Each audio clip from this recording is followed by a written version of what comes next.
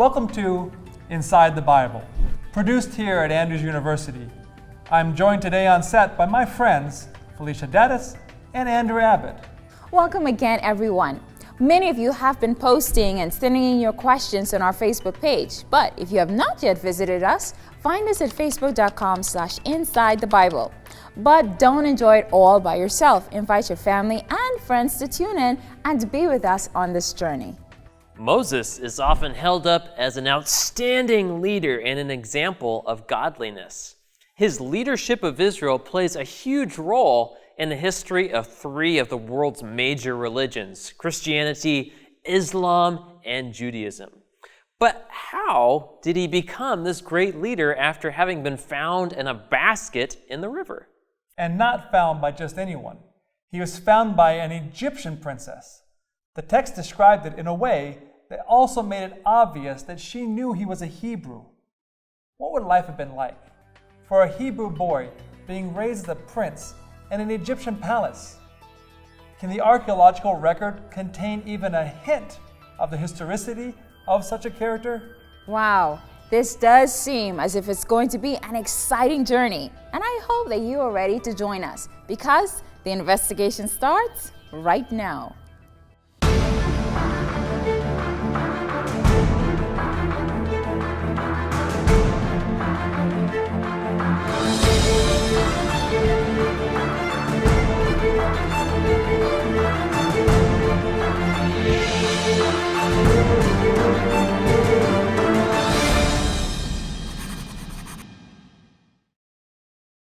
So Moses' mother placed him in a papyrus woven basket and placed that securely in the papyrus reeds that grew along the river. It seems that she intended for the princess to find him, but because of the nature of the positioning, left that up to God, as it would have been hard to see a basket camouflaged as it was. When he was old enough to come to the court, there was almost no doubt that he would have received training just as any other prince. That training certainly would have included training in religious theory, religious rites, mysticism, astrology, mathematics, and many other sciences. He would also have been trained for war and governance, which would have included reading and writing. As an adopted prince, could they have intended for him to someday be Pharaoh? When Moses started out his life, he began with his own family. The princess gave him to his own mother, who raised him probably until the age of about 12 or 13. And then at that age, he was taken to the royal family or to live with the court. This is a privileged life. And even though it's a privileged life, there is no evidence that he would ever have been in line for the throne. This is a common myth. This is something that's sort of perpetrated by Hollywood movies. Everybody knew that he was a Hebrew. Everybody knew his bloodline, that bloodline did not come from the ancient Egyptians or the king himself. That was the only ticket you had to become king. It was the only ticket. However, it did mean that he was loyal to the king and loyal through his mother, the princess, which meant that he would be assigned other important tasks. And so he is raised for those tasks. Regardless of who the princess was, she was still a princess. So her son would have been a prince. And there's no question of what a prince would have been trained for, and it's all the above. Everything. A prince is being trained to be a king, potentially. Princes would have been generals. They definitely would have been militaristic. Oftentimes, members of the family were sent to give to royal posts, maybe down in Sudan or something in the southern part of Egypt, the upriver, as a post and be somewhat in charge to kind of support the king. The Egyptians had a closed royal family. And the reason they did that is so that they could trust the people, officers and other people in charge, to actually have their best interests at heart, the kings or whatever. So he would have been trained in all this. He would have been trained in the mysteries of the Egyptian gods. He would have been trained in the magic. He would have been trained in all these things. He learned how to be a diplomat, and he learned how to be a scribe, and he learned how to be an administrator. These were all things that were required. So he was trained with all of these types of important backgrounds, and these are backgrounds which would put him in a position for leadership.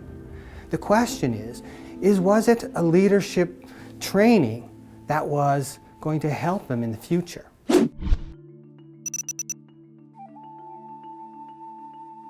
The Egyptians believed that the afterlife was what was important, not the present life. And everything they did reflected this, including how they buried their dead. I'm standing next to models of human activity and life in the time just before Abraham would have come to Egypt. These models represent life, not only in the time of the person who was buried, but also in the afterlife. What took place here in these models was as if it made it real, as if it would continue into the time in eternity.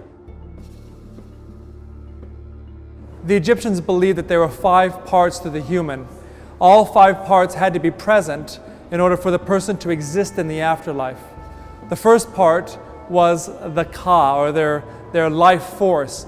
Every creature living, whether animal or human, had a ka. It was the energy that kept them alive. The second was the ba. The ba was their character. It's what made them unique. Of course, they had to have a body, and that was preserved in the mummification process that has many people excited. They also had to have a shadow, and you can see here there is quite a good shadow. The shadow proves the reality of a person. The 5th element to a person in the Egyptian concept of humanity was their name. They had to have a name. The name had to exist. That's why you see it carved in monumental structures on door lintels and doorposts. The name had to exist, and if you didn't want someone to exist, you'd come behind and carve out or chisel out their name. Or you'd write the name on a piece of pottery and break it, or an idol statue. The ancient Egyptians had 4 types of writing: the religious texts, the court documents, literary documents, and common language documents such as laundry lists, grocery lists, that sort of thing. Scribes learned to write all of these on different writing materials for different purposes. Stone was used for monumental, for eternal type texts. Papyrus was used for ease of transportation back and forth, and they even chose pieces of pottery called ostraca to write texts on, usually the laundry lists and those sort of things. Moses would have learned to write in Egypt. It's most likely that he learned to write on texts and documents just like these, depending on how he was trained.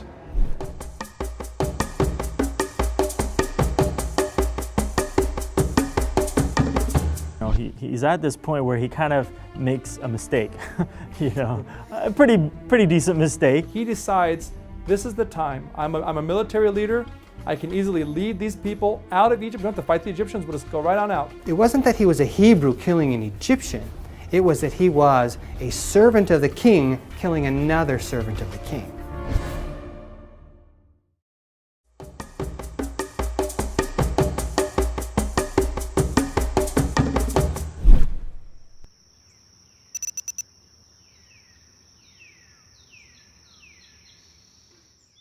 Have you ever tried to develop your own plan for your life? Yeah. How did that turn out? It turned out very bad. Yes, that actually happened. And I believe that even without God, even if you feel like you have a plan, without God, it's not really going to go the way you want it to go or the way you think it's supposed to go. When I was doing it, it's like it was working. But at the same time, I always wonder, like, is this really what I should be doing? Because I realized that if I did do what God wanted, things would I'd feel more fulfilled. So, again, I'm working on it. So in high school, I was a troublemaker in high school. Like, I would get good grades, I would do my work, everything was great, but I was always just sneaking around doing things I wasn't supposed to be doing. My parents found out. So it was like my parents having to discipline me in a way where it was just like, wow, like I really need to change my ways. Like I'm better than this type of thing. So then from then on out, it was just like God was testing me. He didn't punish me all the way, but he was showing me that if I keep going down this wrong path, serious things are gonna happen. You don't have to look too far in our world today to see that justice is often in short supply. Shady business deals, political corruption, tricky messages, sometimes outright violence threaten many of the people around the world each day. For Moses, he wanted to grab the wheel, so to speak, of the Israelites' future and lead them out of oppression. But that one big mistake that he made soon turned the situation against him, and he had to run for his life, taking matters into his own hands instead of allowing God to show the way had very serious consequences. And Moses was just beginning to get a taste of the lessons that God had in store for him. Moses is getting older. He's he's at this point where he kind of makes a mistake, a pretty decent mistake, for him to kill an Egyptian and go against the law of God and everything, Let's talk about him and his experience as a leader, the context of him rising now to leadership and this mistake that he made. For Moses, his context is his people are slaves, but he is not a slave. And he's pretty much, as far as we know, the only one, or one of the only ones, certainly the only one in such a high position in Pharaoh's court. And I'm sure I'm sure it was relatively obvious to him, but, because the Jews would have been physically appeared different than the Egyptians to some extent. So he probably knew by the time he was grown up that he was of the Hebrew descent. In a sense, modern Hollywood and modern movies kind of portray Moses as growing up and not knowing who he is really, and coming to that knowledge a little bit later. The Bible says otherwise. The Bible says, that he chose. Exactly. And he was raised by his birth mother. Exactly. That's another good point. Good point. And she would have taught him all, many of the Hebrew stories and about the God and everything. He would have had this knowledge. I think it tells you a lot about his character at this point in time.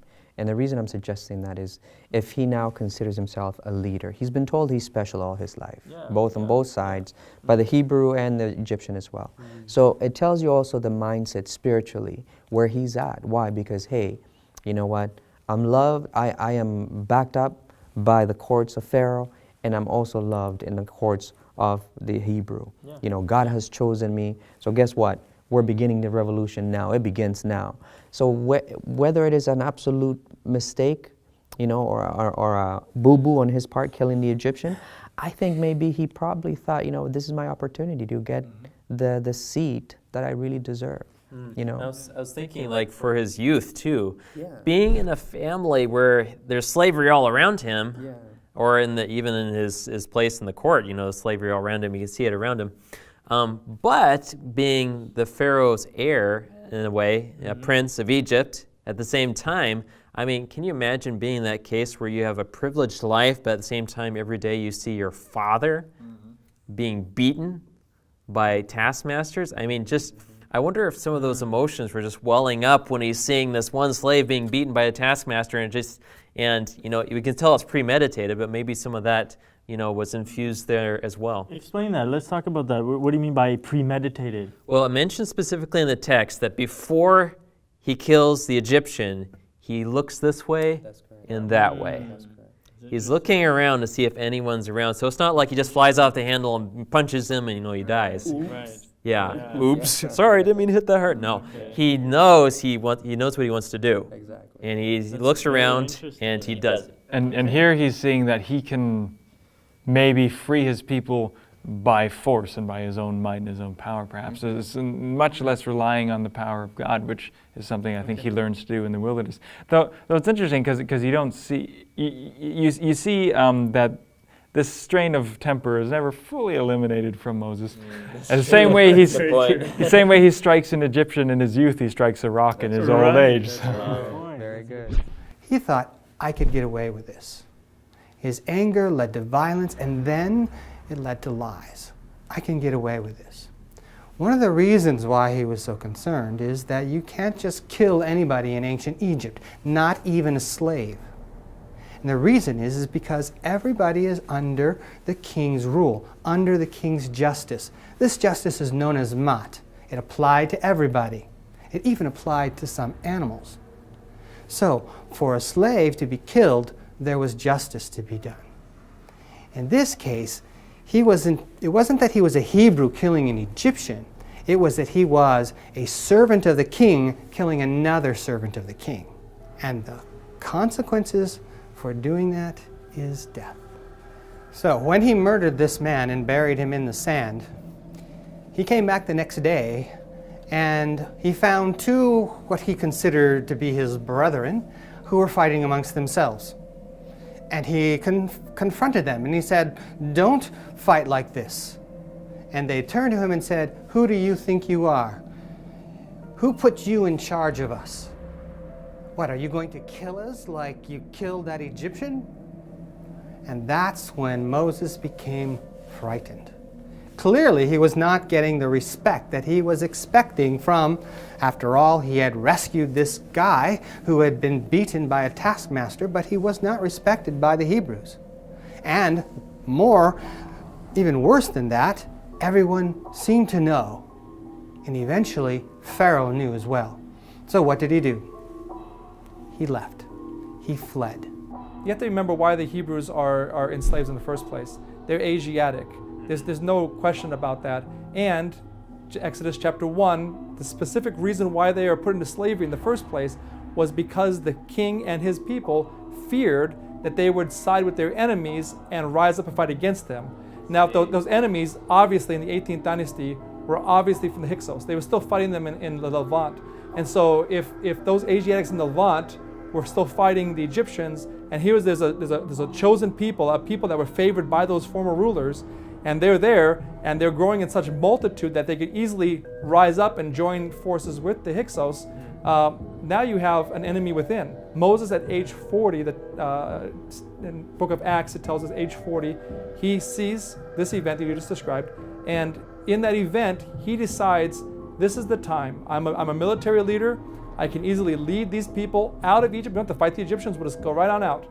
But the text says that they didn't see him that way. They had the heart of slaves. And so because of the heart of slaves, they didn't rise up. They cowered. As soon as he finds out the next day that the Hebrews are not going to follow him, what does the text say? It says he fled. Because he realized that it was all over. If they're not going to follow him, then whatever he tried was going to fail.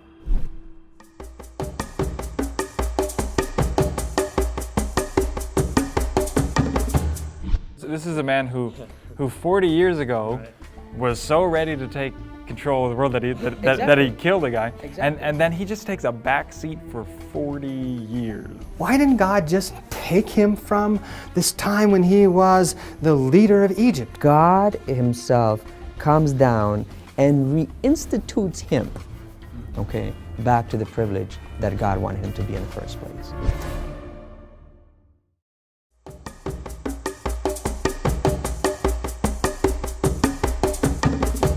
Okay, was there ever a time when you did not think that God had a purpose for you? Yes. It was one of the worst feelings, really. And actually, it was not too long ago, like probably last semester when I first came here. And I was homesick and everything, and I just felt alone in a way, and I just felt misplaced. So I kind of started to have like doubts and stuff, started reading certain things that kind of pushed me away from God, and it was a really horrible feeling. There's times in my life where I felt like I didn't know if I had a purpose, that God had a purpose for me, but I just kept going through life in just different situations. Sometimes I feel like I have a purpose, sometimes I question myself, but that's part of life. There was a time when I wasn't sure because I didn't really take my walk with God seriously. So I kind of just thought, oh, I'm just going through life. But once I did start developing that relationship with him, then I started to see that there is a plan and it's a beautiful one, so why not? He just went through this whole situation, killing an Egyptian. He's out now in the wilderness, on the run, and he has time to really develop his character. He meets God in a very interesting way. What are your thoughts about that situation? You know, this is the part of Moses that I really enjoy. I'll be completely honest with you. Why? Because this is the part of Moses that encapsulates mankind, period. Why do I say that? Because this is a man now who now has walked away from everything that he knows. He knows he made a mistake, okay? He's in the wilderness. He's lost his seat, he's lost his privilege, he's lost his family. Remember, but because of the act, he's never seen mom and dad again. That's right. Okay? He's never seen them. So imagine what it's like for him to be in the desert and the thoughts that are going through his mind, you know, man, I messed up. Look at the revelation that God is doing here, okay? Here's this man who's regretting his life at this point. Here's a man who's messed up, okay? I know I messed up. I cannot believe I did that, and so forth. Right. But yet God himself comes down and reinstitutes him, okay, back to the privilege that God wanted him to be in the first place. I love that story. And it's such a remarkable story of just, you know, patient discipline. You know, I mean, this is a man who 40 years ago was so ready to take control of the world that he killed a guy, and then he just takes a back seat for 40 years. And I'm not 40 years old, so I mean, I could just imagine, you know, basically putting all of your ambition aside for that length of time is quite a. It's kind of foreign. And he just kind of, you know, submits himself to God's molding for all that time. Shepherds were considered the lowest level of society in ancient Egypt. They were below farmers. And so here he was, living out in the desert and working with his sheep and walking around, maybe with sandals, maybe barefoot, and his life changes. Why? Why didn't God just take him from this time when he was the leader of Egypt, when he was trained with all of these skills? Wow, wasn't that the best time to have him lead the people who are being oppressed or who are being required to do tasks in which they were just clearly uncomfortable with? Why not then? I wonder if the reason may be that he needed an attitude adjustment. Clearly, when he was interacting with the Hebrews, that didn't work.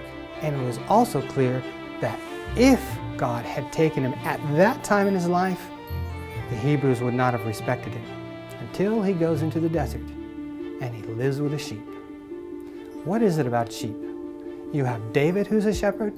You have Jesus, who talks about, I am the shepherd. What is it about being with the sheep? Clearly, it teaches somebody how to be a great leader. And that's probably what this did for Moses. It took him out of that attitude of being in charge of everything and being the most powerful and look at me, to being humble, to the point where he had forgotten how to speak Egyptian. And his speech was almost like a stutter because he spent so much time alone to be with God, time alone to think about the world around him. How different life would have been for those two 40-year periods. Life in a palace, surrounded by luxuries and servants who wait on your every whim, is much different than life in a wilderness with little water and sheep that are poor in their conversational skills. And on one hand, he was the mighty prince and destined savior of his people, while on the other, he was a failure and a fugitive. Then again, the easy life would have been infested with distractions and temptations, while life in the wilderness would have been fairly free of these. What I love about the story of Moses is that his experiences are often similar to moments in our own lives as well. They may not be as dramatic or as intense as Moses's ones, but we also have to choose whether we will trust God or take matters into our own hands. The temptation might come as an alluring job offer or an irritated statement or a difficult relationship or a frustrated email. Or we feel like just letting our impulses take control.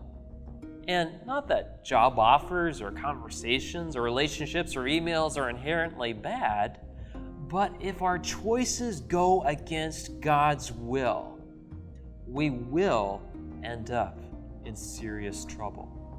Trusting God is a process of learning to push forward or wait patiently, depending on God's will.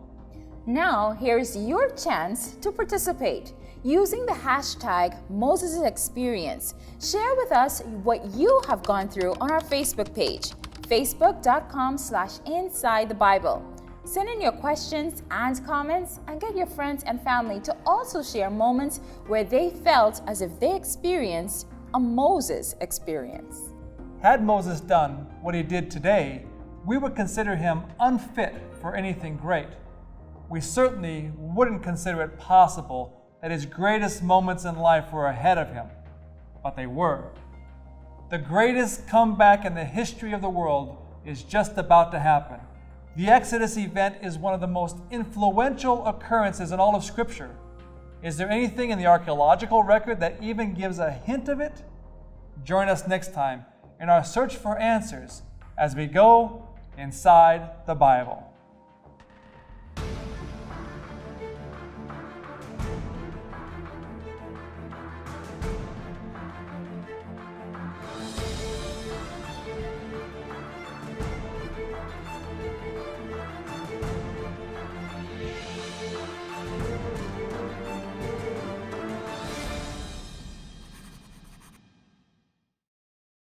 When God met with the Hebrews, he could have easily taken them out of Egypt. He didn't need 10 plagues. So why did God take 10 plagues in Egypt? In Egypt, everything centered around the concept of Ma'at, and the central person responsible for maintaining Ma'at was the king. They had their own set of gods, but then all of a sudden, all of these gods are somehow challenged in terms of their power. Chapter 7, particularly verse 5, says that through the plagues, through these miracles that God's going to show, he's actually going to introduce himself in this way to the Egyptians.